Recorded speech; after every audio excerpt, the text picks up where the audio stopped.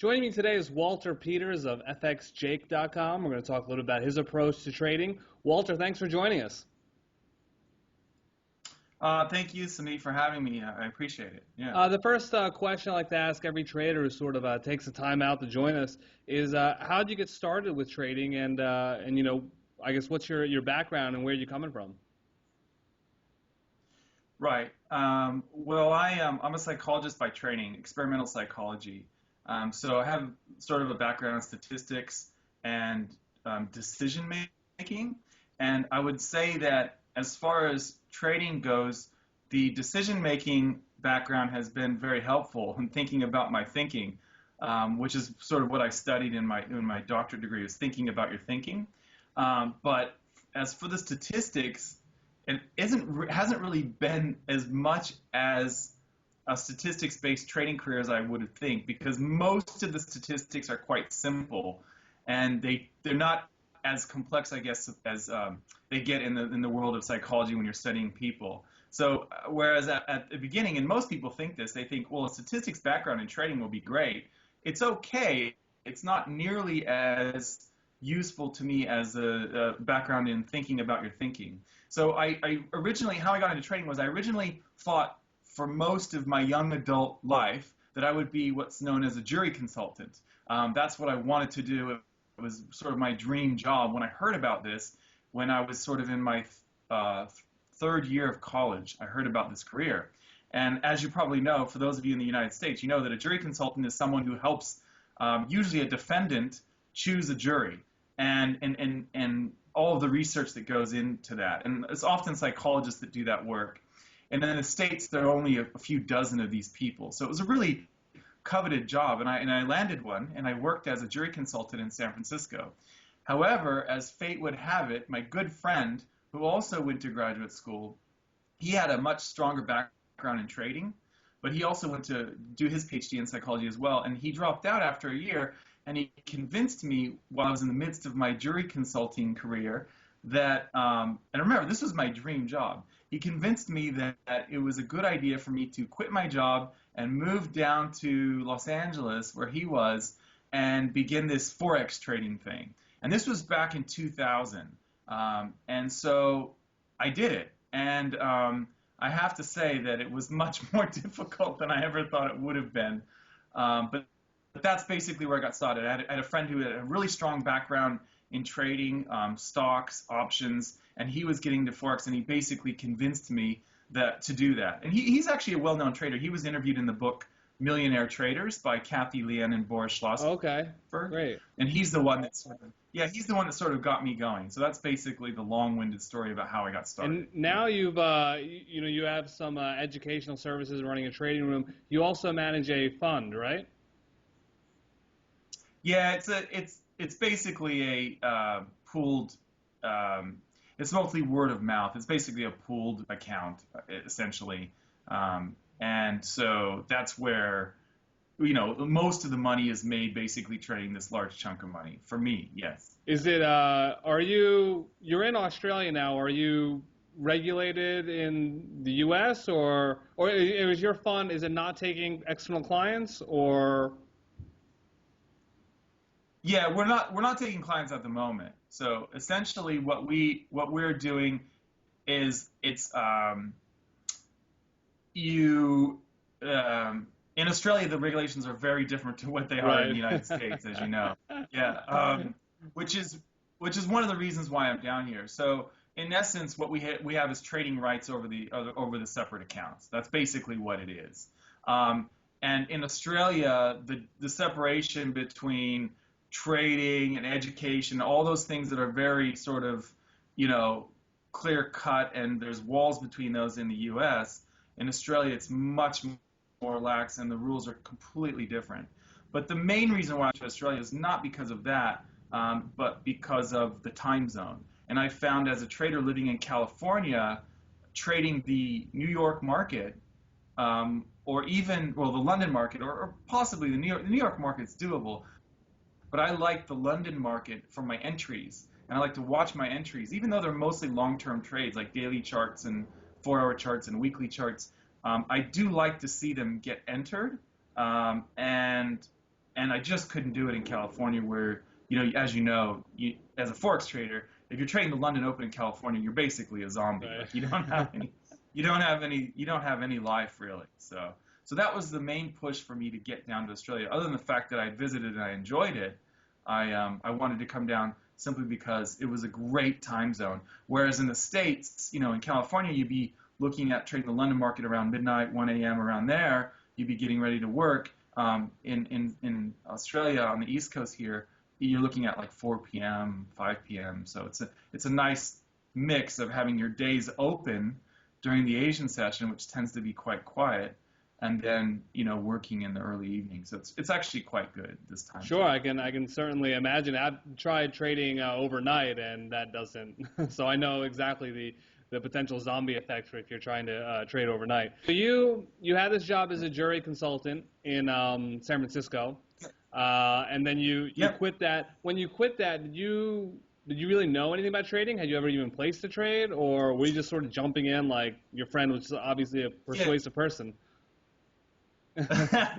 Yeah, well, I mean, just a little bit of background. At the time in San Francisco, there was what was now known as the dot-com bubble.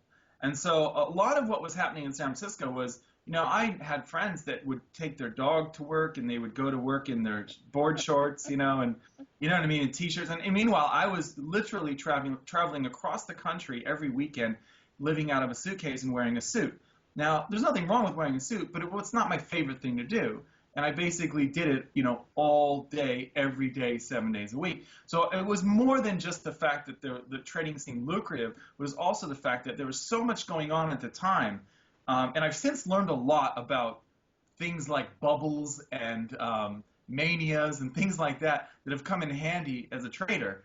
But looking back at that, I think it was more that I got caught up in sort of the atmosphere of entrepreneurship and sort of doing your own thing that was the bubble, the dot-com money that was so freely flowing in San Francisco at the time really kind of bit me.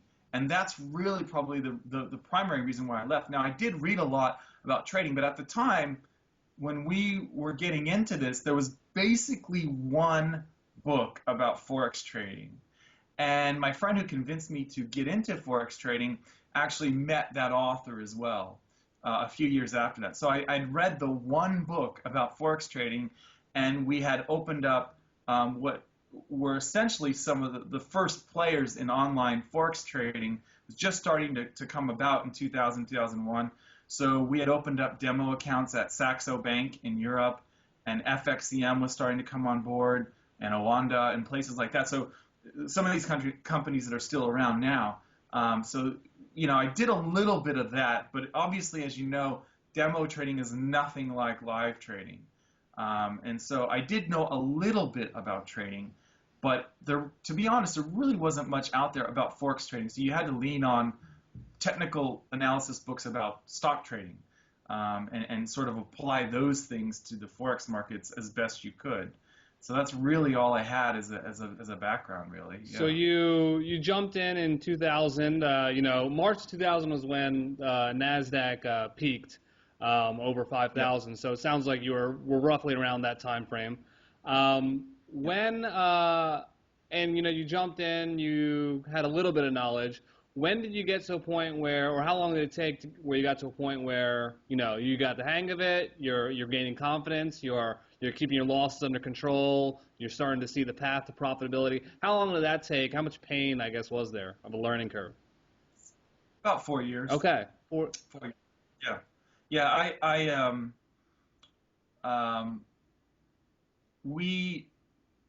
It was interesting because we actually had lined up a big chunk of money from an individual who I shouldn't probably name, but he's well known in Europe as a sort of a Bill Gates of a certain country in Europe. But he, and we were going to trade that money. And then September 11th happened, and that's when the money dried up. So it actually changed our course drastically because a lot of liquidity sort of dried up, and some of the monies that we had lined up to trade were gone, in essence. And so for me, it was, I mean, at the time, it would just look like disaster. But in the end, it was actually much better for us to learn with our own money than someone else's Right. money. And so it wasn't, at the time it felt like, oh, this is really working against us here. But in the end, what happened was I moved to Australia in 2003, and I had what I like to call my sabbatical period, where I basically spent a year in Australia, where I read all of the books I could get on technical analysis. So I went through everything from Gann to Elliott Wave to basic technical support and resistance. I did all this sort of research, and I was well known at the library where I lived in Australia because I was the guy that would come down and get the interlibrary loans on these trading books, and I would get big stacks of books, and all I would do was just read them all day long. At night, I would watch the London market. I would trade. I'd do some surfing during the day basically as a break, and so I spent about 12 months getting all these books. And you have to pay for them in Australia. They're not free, so you pay depending on how far it's shipped from across the country. But I basically got all the books I could find from all the libraries in Australia on trading, and it was really interesting because what I found was that trading systems weren't as important as the confidence in the trading system. So what I learned was to really gain confidence in my trading, and that was really, to me, it seemed to be the key, was not the trading system per se, but whether or not I believed in it. And I'm reminded of the story that, do you know Richard Donchian, who's sort of the father of Donchian channels. Yeah. Trend big trader. So trend trader. Yeah. So he basically, there's a story where, the Turtles and Richard Dennis, all these people use, Ed Sequoia use derivatives of the Donchian breakout trend trading system. Well, Donchian taught a university level course in trading, and it was 14 weeks, as most semesters are. And he basically said, of the 14 weeks, the first week he spent teaching the students the trading system, and the remaining 13 weeks he spent convincing them to stick with the trading system.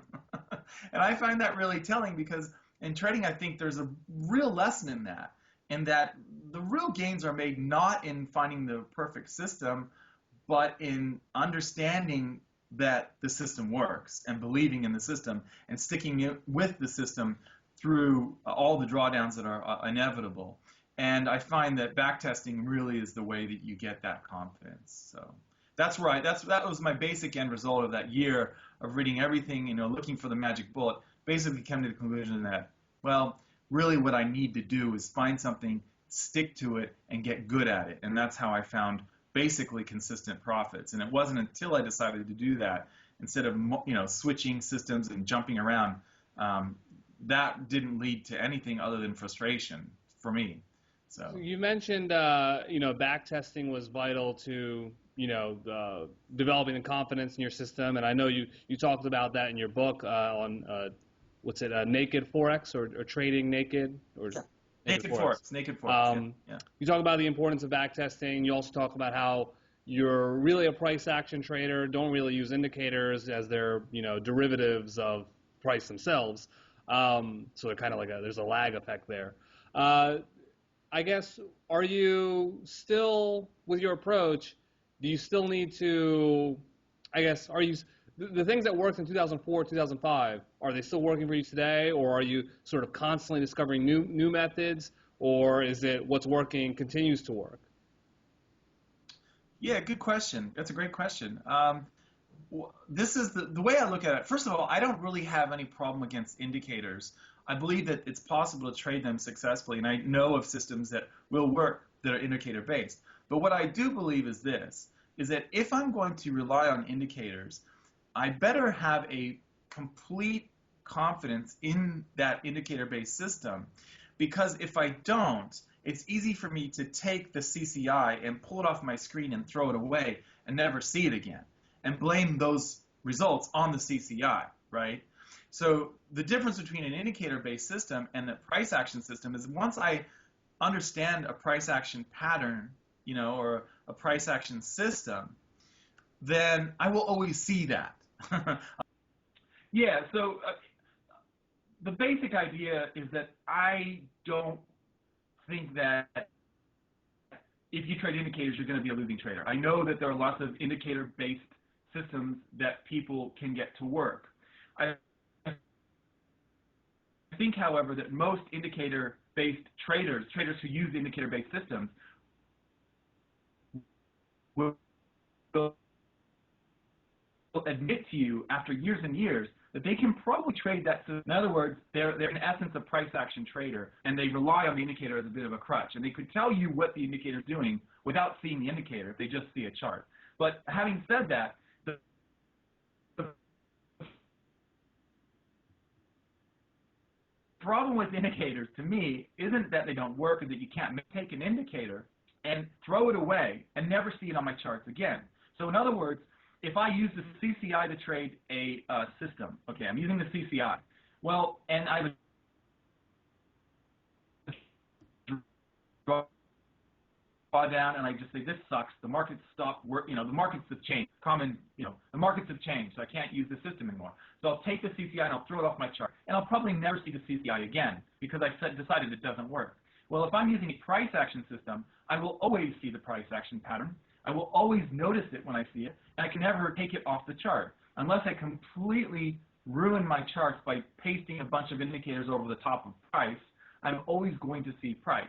So my argument is not that indicators don't work, but rather that if you're going to be a trader, you might as well use something that you are always going to have, right? And that is price action. And all the other things that go along with that, indicators lag and blah, blah, blah, and the psychology of price patterns, all that's great. But the main point is, I think that most traders, particularly in the beginning, if you want to get good at trading, rather than keep cycling through systems and throwing them away and never seeing the CCI again, never seeing the momentum indicator, never seeing the MACD again, throwing those away, it's much easier to concentrate on learning price patterns, because those will always be in the charts. You'll always see them.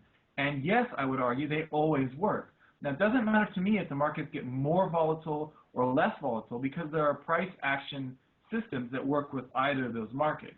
So I don't buy into that theory that the markets have changed and these systems don't work anymore.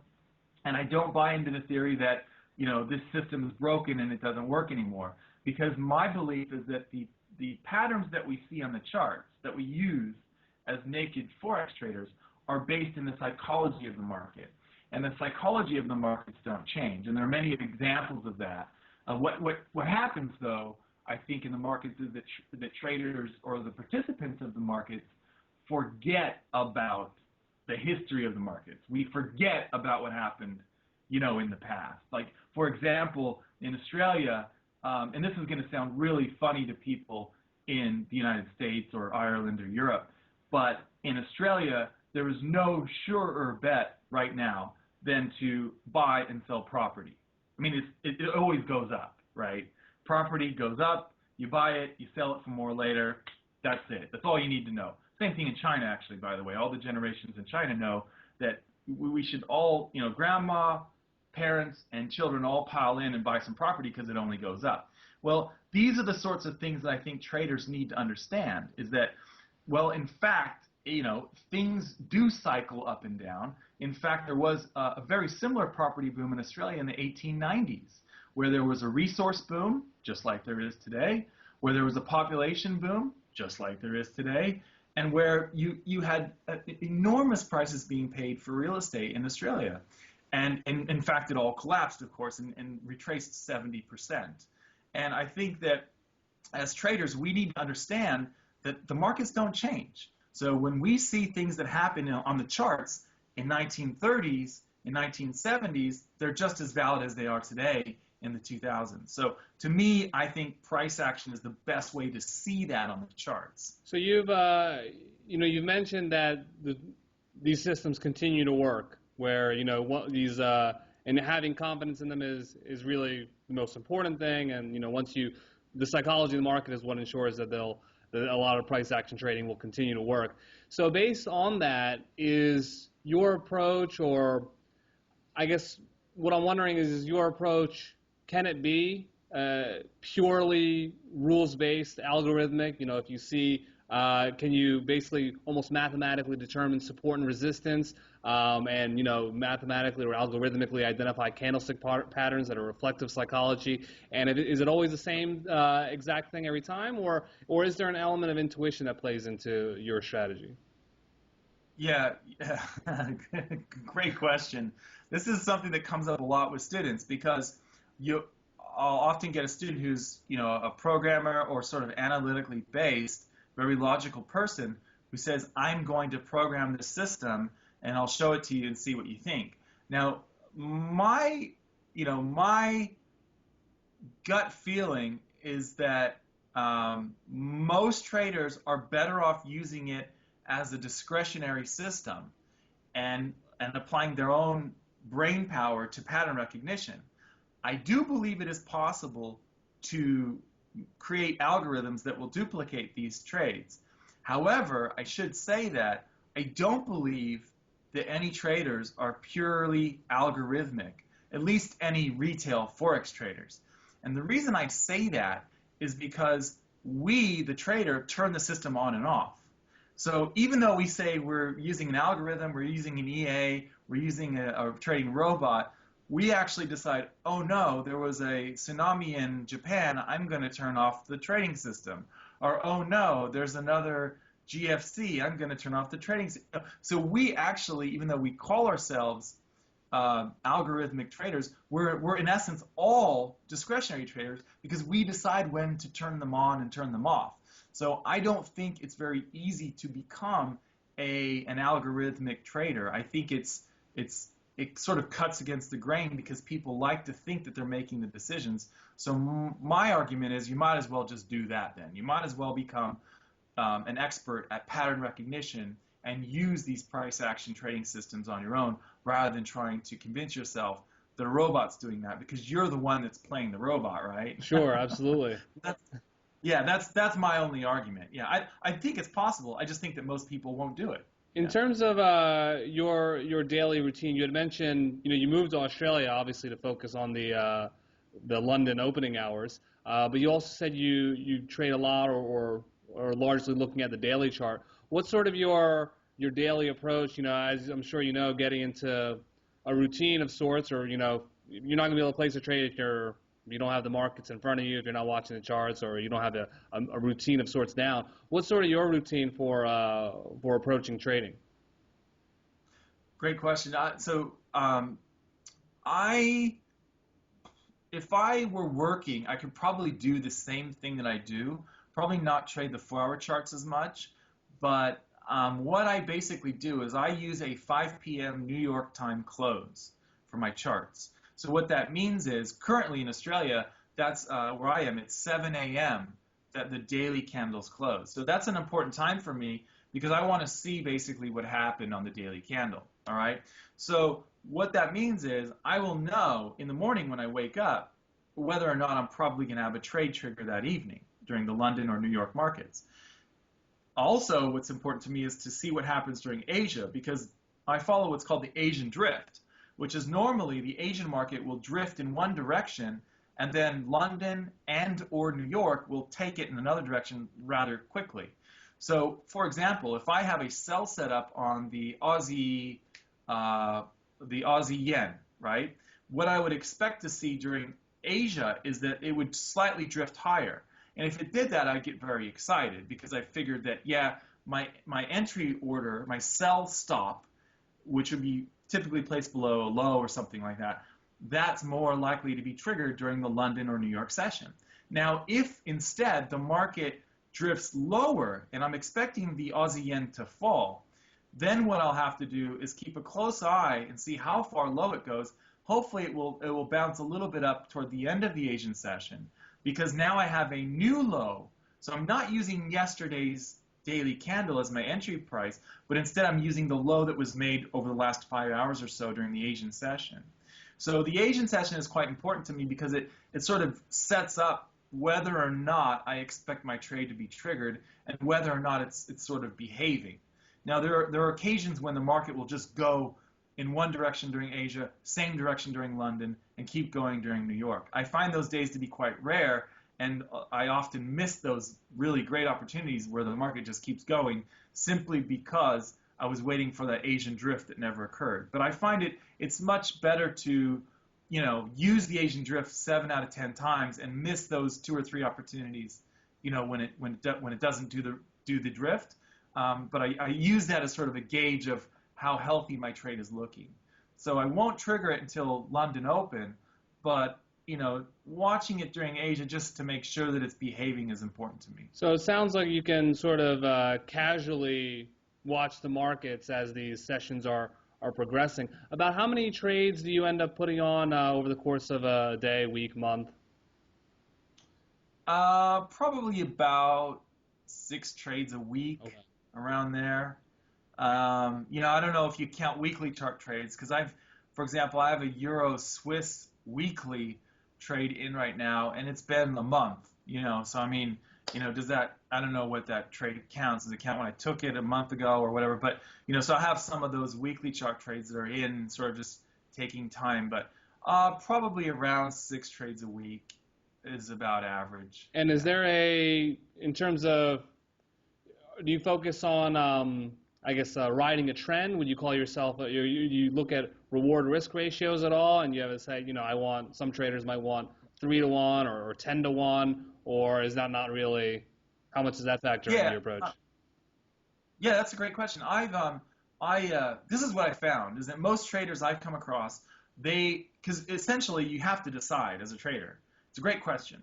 You have to decide, do I want big winners, right? Like 3 to 1, $3 I gain for every dollar at risk, which means almost always my win rate is going to be quite low.